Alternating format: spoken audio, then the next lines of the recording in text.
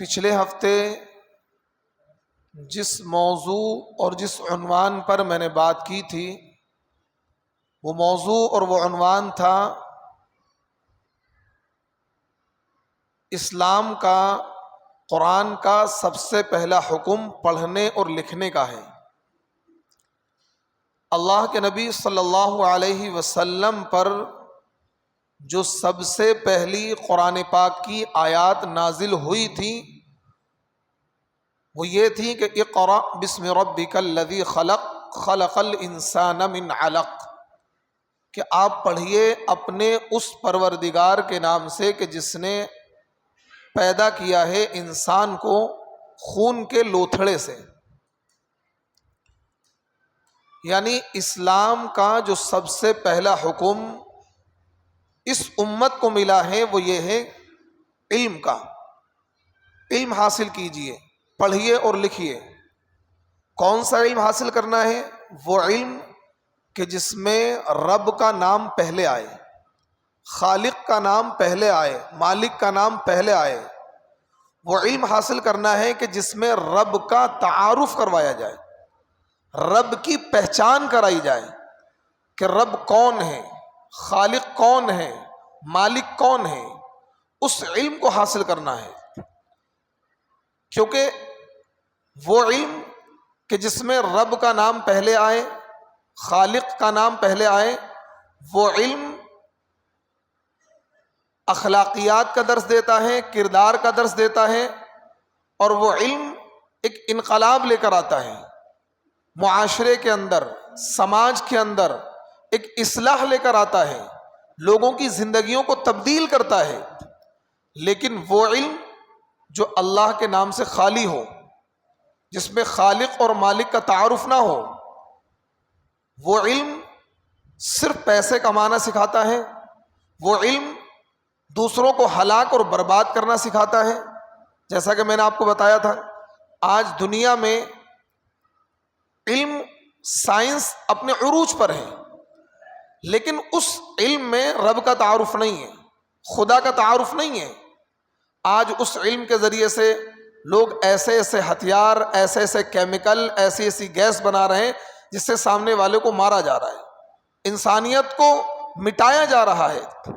طرح طرح کے ہتھیار، طرح طرح کی چیزیں دنیا نے بنائی ہیں، لیکن جب اس علم کا رشتہ اللہ سے مضبوط تھا تو اس علم کے ذریعے سے انسان کو انسان بنایا گیا، انسان کو انسانیت کا درد سکھایا گیا، اور یہ بتایا گیا کہ ایک انسان انسان کے لیے رحمت ہے، زحمت نہیں ہے۔ ایک انسان انسان کے کام میں کس طریقے سے آ سکتا ہے۔ اور میں نے آپ کو کئی واقعات سے یہ بات بتائی تھی کہ اللہ کے نبی صلی اللہ علیہ وسلم جس معاشرے میں، جس ماحول میں آپ نے نبوت کا اعلان کیا تھا، آپ مبعوث ہوئے تھے، اس ماحول میں انسانیت سسک رہی تھی، انسانیت بلک رہی تھی، انسانیت کا کوئی تصور نہیں تھا۔ ظلم و زیادتی کا، قتل و غارت گری کا، قتل و خون خرابے کا ایک دورہ تھا۔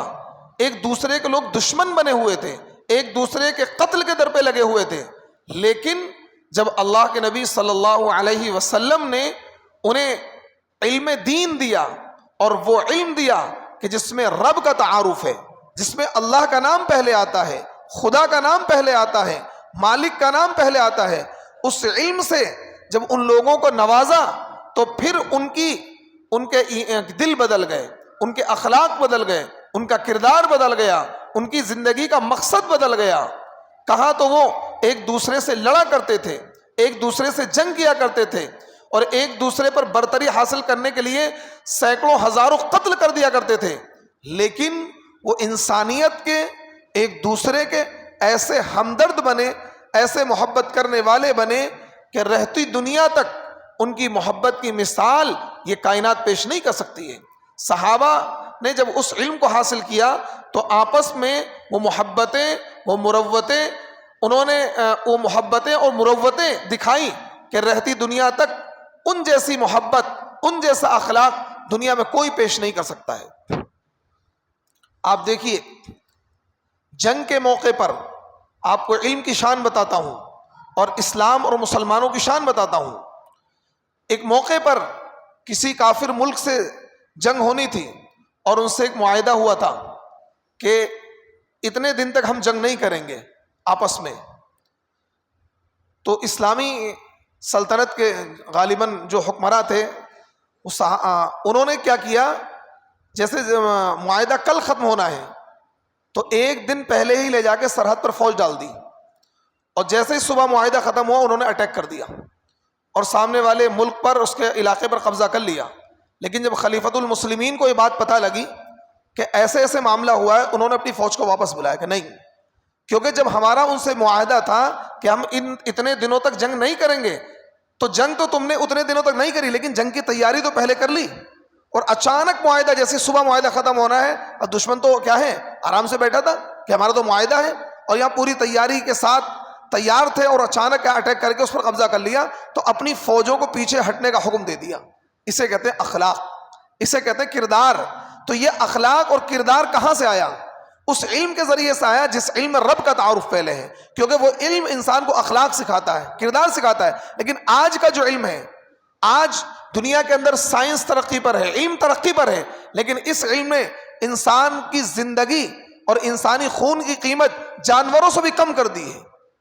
آج غزہ کے مسلمانوں پر کس طریقے سے بمباری ہو رہی ہے، کس طریقے سے لاکھوں ہزاروں بچے کیا ہے شہید کر دیے گئے، ان کے چتھڑے اڑا دیے گئے، لیکن سامنے والے کو ترس نہیں آیا، اسے ہمدردی نہیں آئی، کیونکہ اس نے وہ علم سیکھا ہے کہ جس میں رب کا تعارف ہے ہی نہیں. اس نے ایسے ہتھیار بنائے، ایسی زہریلی گیسیں بنائی اور ایسے کیمیکل اٹیک کیے کہ سامنے کیا ہے انسانوں کو موت کے گھاٹ اتار دیا، لیکن ان کے دل میں رحم نہیں آیا، کیونکہ یہ وہ علم ہے کہ جس کے ذریعے سے انہوں نے صرف اپنا فائدہ سیکھا ہے، انسانیت نہیں سیکھی ہے، اخلاق نہیں سیکھا ہے، کردار نہیں سیکھا ہے. اور یہ علم وہ علم ہے کہ جو اللہ کے نام سے خالی ہے، رب کے نام سے خالی ہے. تو اس لیے علم وہ فائدہ مند ہے کہ جس میں رب کا تعارف ہو، اور وہ علم ہے علم دین، وہ علم ہے علم قرآن، وہ علم کہ جو انسان کو انسان کا ہمدرد بناتا ہے، انسان کو اخلاق سکھاتا ہے، انسان کو کردار سکھاتا ہے. اور ایسے سینکڑوں مثالیں ہیں، سینکڑوں مثالیں ہیں. آپ دیکھیے سن 92 ہجری میں اسی ہندوستان کی سرزمین پر محمد بن قاسم رحمت اللہ علیہ 17 سال کا نوجوان ہے، سندھ کے علاقے کا ایک راجا تھا جس کو راجا داہر کہتے ہیں. اس نے کیونکہ اس زمانے میں سن 92 ہجری کا مطلب ہے ابھی صحابہ کا زمانہ تھا، کچھ صحابہ زندہ تھے، اور اللہ کے نبی سن 11 ہجری میں دنیا سے رخصت ہوئے، یعنی کہ صرف 90 سال کے بعد عرب سے قافلے یہاں آتے تھے تجارت کرنے کے لیے، یہاں کے لوگ وہاں جاتے تھے. تو عرب سے قافلہ تجارت کے لیے آیا، راجہ داہر کے لوگوں نے اس قافلے کو لوٹ لیا، مردوں کو قتل کر دیا، عورتوں کو قیدی بنا لیا.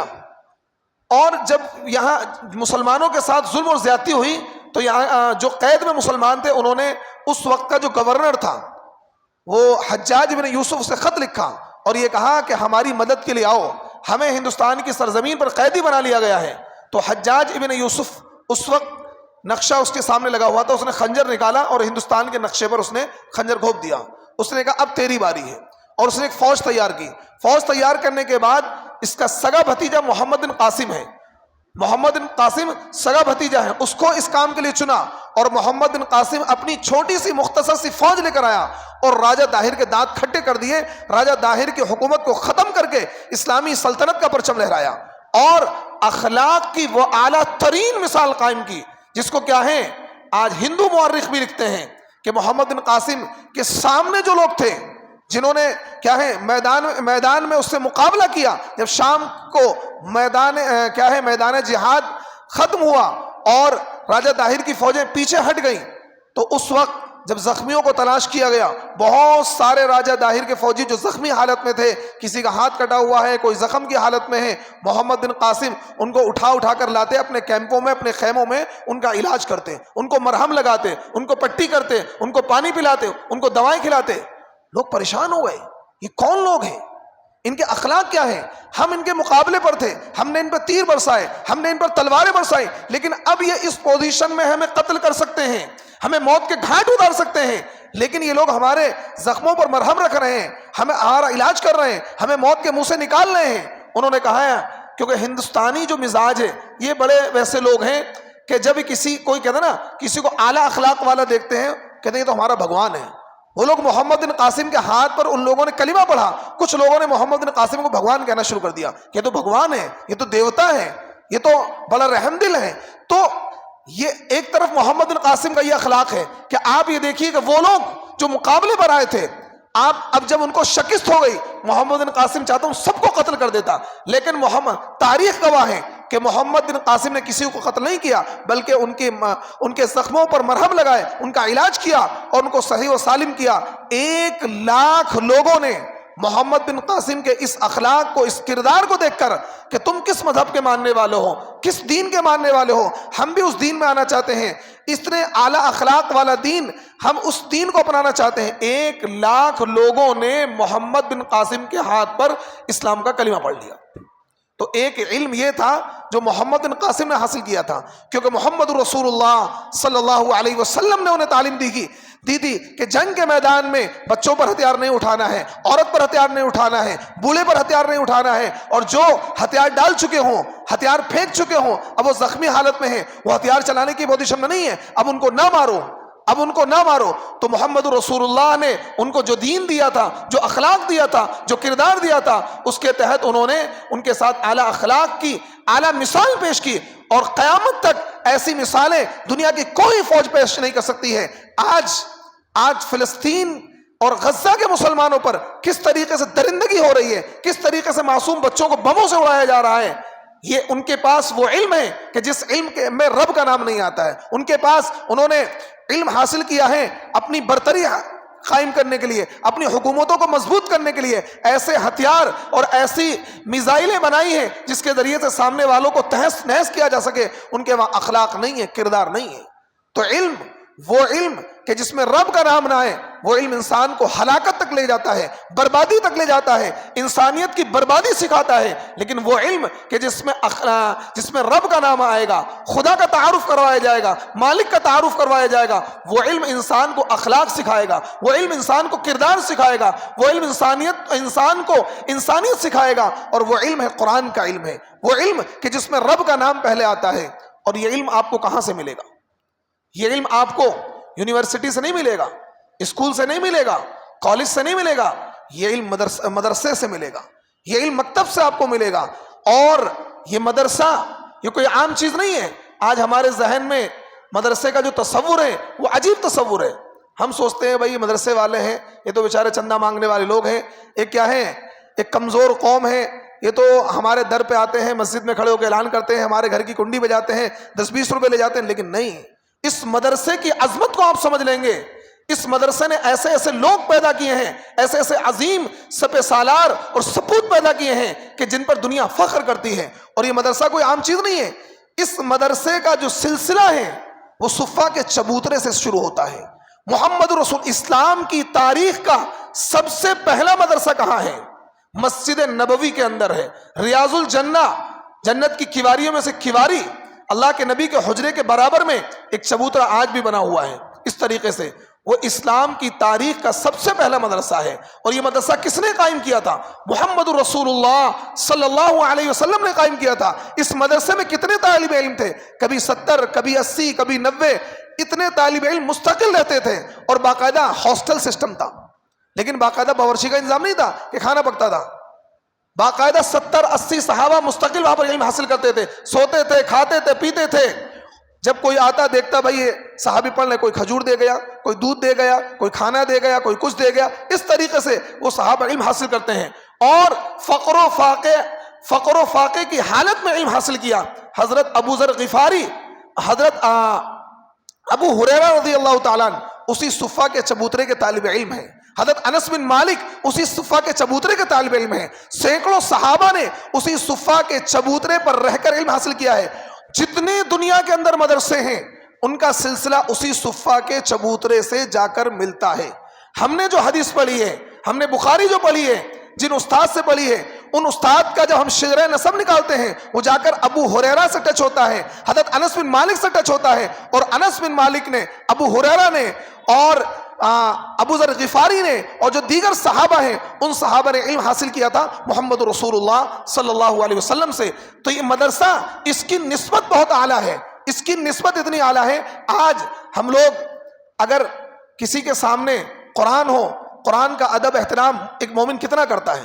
بہت زیادہ کرتے ہیں نا بھائی، قرآن ہے، لیکن جس کے سینے میں قرآن ہے اس کا ادب احترام اس سے زیادہ ہونا چاہیے۔ اگر کوئی لکڑی ایسی ہے، ایک عام لکڑی ہے جس میں ہم جوتے رکھتے ہیں، ایک وہ لکڑی ہے جس میں ہم قرآن رکھتے ہیں، جس کو ہم رحل کہتے ہیں، جس کو ہم تپائی کہتے ہیں، اس رحل پر، اس تپائی پر کوئی پیر نہیں رکھے گا۔ کیوں؟ حالانکہ لکڑی ہے، لیکن کیوں؟ اس کی نسبت کس سے جڑ گئی ہے؟ اس کی نسبت قرآن سے جڑ گئی ہے۔ تو یہ جو مدرسہ ہے، اس مدرسے کی نسبت آپ اس کو ایک عام عمارت مت سمجھیے۔ جتنے بھی ہندوستان کے مدرسے ہیں، پوری دنیا کے مدرسے ہیں، ان کو عام مت سمجھیے، اس کی نسبت محمد رسول اللہ صلی اللہ علیہ وسلم کے مدرسے سے جڑی ہوئی ہے۔ یہ شاخ، اس کا اصل پیڑ محمد رسول اللہ نے صبح کے چبوترے کی شکل میں لگایا تھا۔ 70 صحابہ، 80 صحابہ وہاں مستقل علم حاصل کرتے تھے۔ انہی صحابہ سے علم امام ابو حنیفہ نے حاصل کیا، امام مالک نے حاصل کیا، امام احمد بن حنبل نے حاصل کیا، اور وہ سلسلہ آج ہم تک پہنچا ہے، اور ہمارے بعد تک قیامت تک یہ سلسلہ جاری رہے گا۔ تو اس مدرسے کی عظمت اور اہمیت کو اپنے دل میں بٹھانا چاہیے۔ اور مدرسہ انسان پیدا کرتا ہے، اور ایسے خوددار اور ایسے عالی مقام انسان پیدا کرتا ہے۔ آپ دور نہ جائیے، آپ کو میں صحابہ کے دور کا واقعہ نہیں سناؤں گا، ابھی حال ہی کے 2 واقعے آپ کو سناتا ہوں، آپ کو سمجھ میں آ جائے گا کہ مدرسہ کیسے لوگ پیدا کرتا ہے، کیسے عظیم المرتبت خوددار لوگ پیدا کرتا ہے۔ ابھی ملک شام کے اندر ایک شہر ہے حلب، شہر کا نام کیا؟ حلب۔ حلب کے ایک بہت بڑے عالم گزرے ہیں، تو وہ اپنا درس دے رہے تھے، حدیث کا درس دے رہے تھے حلب کی مسجد میں، اور ان کے پیر میں تکلیف تھی، پیر پھیلا کر یوں بیٹھے ہوئے تھے۔ سامنے سے بادشاہ وقت انٹری کرتا ہے، اس نے سوچا کہ بھائی میں بھی، حدیث کا درس ہو رہا ہے، میں بھی کچھ حاصل کر لوں۔ اب آج کل ہم لوگ کسی بڑے آدمی کو دیکھ کر فوراً کیا ہیں، کھڑے ہو جاتے ہیں، ارے بھائی فلاں صاحب آ گئے، فلاں صاحب آ گئے، لیکن علم یہ نہیں سکھاتا ہے۔ وہ آرام سے درس دیتے رہے۔ وہ بادشاہ بڑا ظالم اور جابر تھا، تو شاگردوں نے سوچا آج تو معاملہ گڑبڑ ہو جائے گا، استاد تو توجہ دے ہی نہیں رہے کہ بادشاہ آ گیا، وہ تو آرام سے حدیث کا درس دے رہے ہیں، نہ انہوں نے پیر کو سمیٹا، درس دیتے رہے۔ بادشاہ کھڑا رہا حدیث سن کر، نہ انہوں نے کہا بیٹھ جائیے، وہ اپنا حدیث کا درس دیتے رہے، بالکل متوجہ نہیں ہوئے۔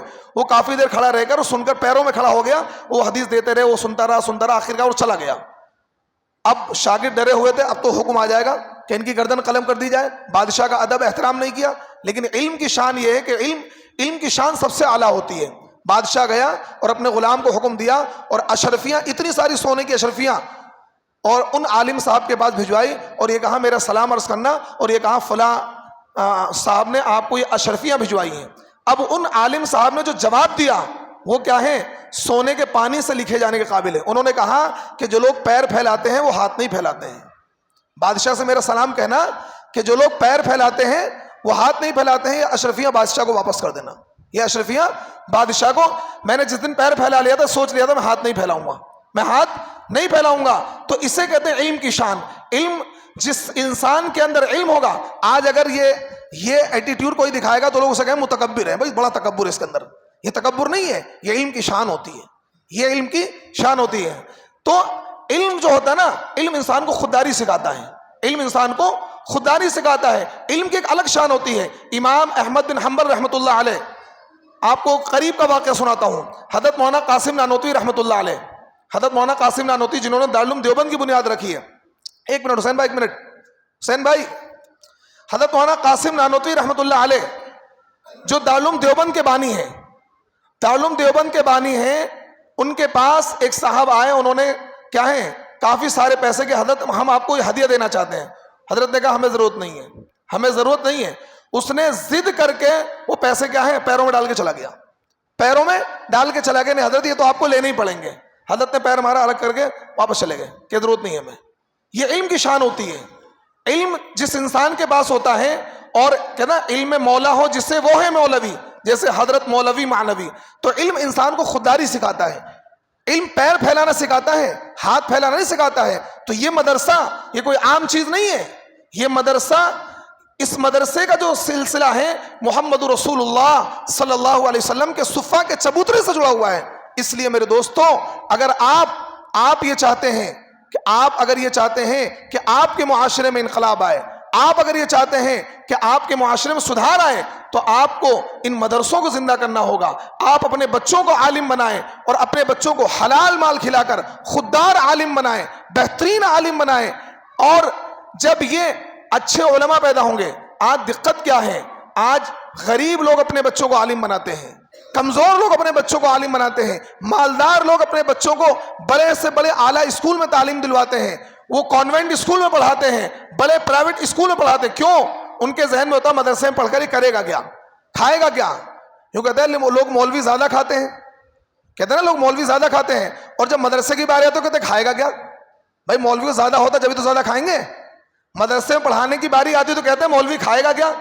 تو لیکن آپ یہ مت سوچئے، رزق کا مالک خدا ہے. آپ اپنے بچوں کو عالم بنائیے، آپ اپنے بچوں کو علم سکھائیے. علم انسان کو بلندی دیتا ہے، علم انسان کو اخلاق اور کردار کا اعلیٰ نمونہ دیتا ہے، علم انسان کو اوج ثریا تک پہنچاتا ہے، اور علم کے ذریعے سے ہی معاشرے کے اندر انقلاب آتا ہے. آج ہمارے معاشرے میں جو بگاڑ ہے، جو فساد ہے، علماء حق کی کمی ہے. اگر علماء حق موجود ہوں اور حق بات لوگوں کو بتائیں، بغیر کسی لالچ کے، بغیر کسی خوف کے، کسی کی پرواہ کیے بغیر حق بات لوگوں کو بتائیں، تو معاشرے کی اصلاح ہو سکتی ہے، معاشرے کی اصلاح ہو سکتی ہے. تو اس لیے آپ اپنے بچوں کو عالم بنائیں، علم دین سکھائیں. اگر آپ ایسا کریں گے تو انشاءاللہ معاشرے کے اندر انقلاب آئے گا. کریں گے آپ ایسا؟ آپ اپنے بچوں کو عالم بنائیں گے؟ آپ کے اس مدرسے میں ایڈمیشن شروع ہے، آپ اپنے بچوں کا ایڈمیشن کرائیں. اگر آپ کے 2 بیٹے ہیں، آپ ایک کو اسکول پڑھائیں، آپ اس کو ڈاکٹر بنائیں، لائر بنائیں، ایک بچے کو عالم بنائیں. کم سے کم ہر گھر میں ایک بچہ حافظ عالم ہونا چاہیے. ہر گھر میں ایک بچہ عالم حافظ نہیں، عالم اور مفتی ہونا چاہیے. اور آپ کی صالح اور پاکیزہ نیت ہو کہ اپنی حلال کمائی کے ذریعے سے اس کو کیا ہے میں عالم بناؤں گا اور دین کی خدمت کے لیے سے وقف کروں گا. جب اس جذبے کے تحت آپ اس جذبے کے تحت اس کو عالم بنائیں گے تو معاشرے کے اندر انقلاب آئے گا. کریں گے انشاءاللہ؟ مدرسوں سے محبت کریں گے، علماء سے محبت کریں گے انشاءاللہ. ہاں، عالموں سے محبت رکھیں، مدرسوں سے محبت رکھیں، اور ان کو عام چیز نہ جانیں. یہ ایک مدرسہ کیا ہے، اس کا تعلق کس سے ہے؟ محمد رسول اللہ صلی اللہ علیہ وسلم کے اس مدرسے سے ہے جو مسجد نبوی کے اندر آج بھی موجود ہے. اور آج بھی مسجد نبوی کے اندر مدرسے چلتے ہیں، قرآن کے حلقے لگتے ہیں، حدیث کے حلقے لگتے ہیں، کئی سارے حلقے لگتے ہیں. وہاں آج بھی علم کا وہ سلسلہ جاری ہے. اور یہ پوری دنیا کے اندر جو بھی مدرسے ہیں، ان کا ٹاکا کہاں سے ملتا ہے؟ مسجد نبوی سے، صفہ کے چبوترے سے. تو ان کو آپ، ان کا رشتہ نبوت سے جڑا ہوا ہے، ان کا رشتہ مسجد نبوی سے جڑا ہوا ہے. تو ان کی عظمت اپنے دل میں بٹھائیے. اللہ رب العزت ہمیں عمل کی توفیق عطا فرمائے.